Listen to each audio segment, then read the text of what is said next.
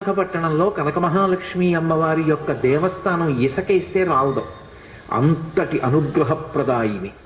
ఆ తల్లి పాదముల దగ్గరికి వెళ్ళి నమస్కరించాలి తప్ప ఆవిడ అనుగ్రహించలేనటువంటి విషయం లేదు. ఈ మధ్య కాకినాడలో నాకు అత్యంత ప్రాణ సమానమైనటువంటి మిత్రుడు, అతన్ని గుండె ఆపరేషన్ చేయడానికి థియేటర్లోకి తీసుకెళ్లారు అని చెప్పి డాక్టర్ గారు నాకు నా ఫోన్కి మెసేజ్ పెడితే, ఆయన్ని రక్షించుకోవడం నా చేతిలో ఉంటుందా? ఆ పరదేవత రక్షించాలి.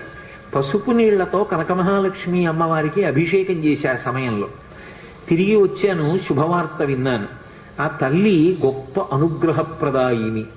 ఆ తల్లి ఏమి ఇవ్వలేదు, ఏదైనా ఇస్తుంది.